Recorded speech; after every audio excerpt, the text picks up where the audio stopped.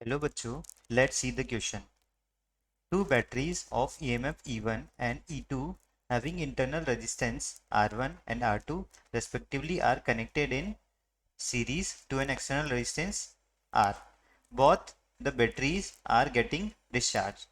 The above described combination of these two batteries has to produce a weaker current than any one of the batteries is connected to the same resistor for this requirement to be fulfilled. हमको यहाँ पे चार option दिए हुए हैं. अब हमको find out करना है कि जो रेशियो होगा E1 E2 अपॉन E1 का वो लाई कर रहा है रेजिस्टेंस के ये जो रेशियोज के बीच में. तो हम चार ऑप्शन में से एक ऑप्शन हम फाइंड आउट करने वाले हैं. So let us move on to the solution. यहाँ जो हम की कॉन्सेप्ट यूज़ करने वाले हैं, जो की कॉन्सेप्ट हम यहाँ जो यूज़ करने वाले हैं वो होगा relation between EMF and resistance. Now let us move on to the solution. मान लेते जैसा हमको ये कंडीशन दिया हुआ है उसके अकॉर्डिंग हम सर्किट डायग्राम बनाते हैं. सपोज ये हमारे पास E1 है, इसका इंटरनल रेजिस्टेंस R1. ये हमारे पास E2 है, इसका इंटरनल रेजिस्टेंस R2. और हमको एक एक्सटर्नल रेजिस्टेंस भी दिया हुआ है जो हमारा एक्सटर्नल रेजिस्टेंस हो जाएगा हमारा कैपिटल R.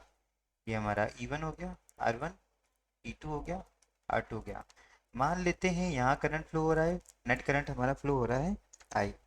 तो जो टोटल करंट होगा I वो इक्वल टू होगा total EMF that is E1 plus E2 upon total resistance R1 plus R2 plus capital R. Suppose इसको हम मान लेते हैं ये हो गया हमारा इक्वेशन नंबर 1. अब हमको इस तरह से बोला हुआ है कि ना जब किसी एक बैटरी को हम हटा देते हैं, ठीक है, तो मान लेते कि सबसे पहले हमने E2 को रिमूव कर दिया तो हमारा सर्किट डायग्राम कुछ ऐसे होगा. ये हमारा E1 बचा है सिर्फ यहाँ पे और ये R1. E2 हटेगा तो उसका इंटरनल रेजिस्टेंस भी साथ में हट जाएगा. ये हमारा रेजिस्टेंस R हो गया. मान लेते हैं यहाँ करंट I1 है तो I1 की वैल्यू जो होगी वो इक्वल टू होगी E1 upon R1 plus R. Similarly जो अगर हम इसको हटाते हैं E1 को हटा देते हैं तो हमारा जो इंटरनल रेजिस्टेंस होगा और EMF होगा वो E2 R2 होगा. और एक्सटर्नल रेजिस्टेंस तो हमको दिया हुआ है जो कि हमारा क्या है R है. ठीक है, तो इस केस में यहाँ करंट मान लेते हैं I2 है. इक्वेशन नंबर 2 हो गया. I2 हमारा कितना हो जाएगा E2 upon R2 plus R हो गया. हमको एक और कंडीशन दी हुई कि जो करंट यहाँ पे प्रोड्यूस हो रहा है, जो करंट यहाँ पे प्रोड्यूस हो रहा है ये I1 और I2 ये बड़ा होना चाहिए I से. मतलब ये जो I होना चाहिए I should be less than I1 और I2. इसको इसको हम दे ये इसको हमारा इक्वेशन नंबर 3 हो गया, इक्वेशन नंबर 4 हो गया. ठीक है, तो हम देखते हैं कि इक्वेशन नंबर इसको 4 ना देके, हाँ चलो कोई बात नहीं, इक्वेशन नंबर ये I is less than I1 है, I should be less than I2 है. इक्वेशन नंबर 5 हो गया, इक्वेशन नंबर 6 हो गया. तो अब हम देखेंगे from equation 1 2 and 5. Equation number 1 हमारा ये रहा, इक्वेशन नंबर 2 हमारा ये रहा और इक्वेशन नंबर 5 हमारा ये रहा. तो I the value of I this should be less than I1.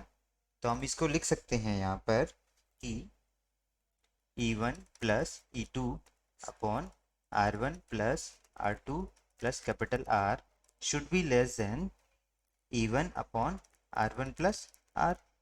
तो अब जिसको हम फर्दर सॉल्व करने पे ऐसा लिख सकते हैं E1 upon E2 upon E1 should be less than R1 plus R2 plus R upon R1 plus R. इसको मैं लिख सकता हूँ E2 upon E1 plus 1 should be less than, इसको मैं अरेंज करूँ तो R1 plus R plus R2 upon R1 plus R. ठीक है, तो इसको लिखूंगा मैं E2 upon E1 plus 1 should be less than, अगर मैं इसको सेपरेट कर लेता हूँ R1 plus R upon R1 plus R plus R2 upon R1 plus R. ठीक है, तो ये हमारा हो जाएगा कैंसिल आउट होके 1.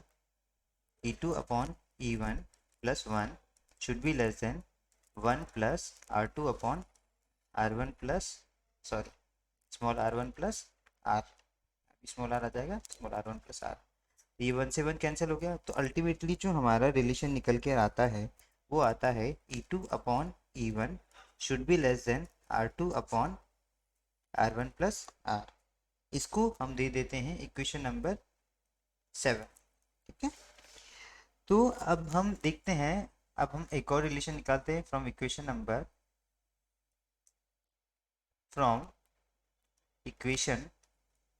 1, 2 एंड 1, 3 एंड 6। यहाँ हम देख लेते हैं, इक्वेशन नंबर 1 हमारा ये रहा, इक्वेशन नंबर 3 ये रहा, और इक्वेशन नंबर 6 ये रहा, यानी I should be less than I2। ठीक है, तो अब हम यहाँ देखते हैं कि E1 plus E2 upon R1 plus R2 plus capital R should be less than E2 upon R2 plus R। Similarly अगर इसको भी हम सॉल्व करेंगे इसी तरह, तो हमारा रिलेशन निकल के आएगा E1 plus E2 upon E2 should be less than R2 plus R plus R1 upon R2 plus R। इसको सॉल्व करने पे E1 upon E2 plus 1 should be less than 1 plus R1 upon R2 plus R। ये 1 से 1 cancel हो जाएगा, तो हमारा relation निकल के आएगा E1 upon E2 should be less than R1 upon R2 plus R। ये हो गया इक्वेशन नंबर हमारा 8। ठीक है, तो अब हम यहाँ देख रहे हैं कि E2 upon E1 should be less than R2 upon R1 plus R, और E1 upon E2 should be less than R2, E1 upon E2 should be less than R1 upon R2 plus R। तो हम या तो इसका हम reciprocal ले लेंगे या इसका रेसिप्रोकल ले लेंगे, हम देखेंगे क्वेश्चन के अकॉर्डिंग हमको क्या रिक्वायर्ड है। हमको रिक्वायर्ड है E2 अपॉन E1, तो इसको भी हम बना लेते हैं E2 अपॉन E1। इसका रेसिप्रोकल लेंगे तो आ जाएगा E2 upon E1 should be less than R2 plus R upon R1।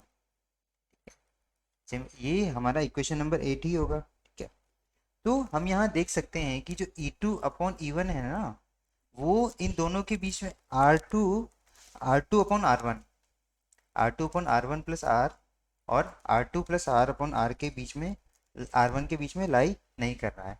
तो इसके अकॉर्डिंग हमारा ये इन दोनों के बीच में लाई नहीं कर रहा है, तो हमारा आंसर जो हो जाएगा, हमारा आंसर हो जाएगा E2 अपॉन E1, वो हमारा हो जाएगा ये हमारा आंसर क्या हो जाएगा, ये इन दोनों के बीच में लाई नहीं कर रहा है। जबकि हमारा यहाँ दे रखा है R2 upon R1 plus R, R2 plus R upon R1, लेकिन हमको यहाँ क्या निकल के आ रहा है R2 plus R upon R1 और R2 upon R1 plus R।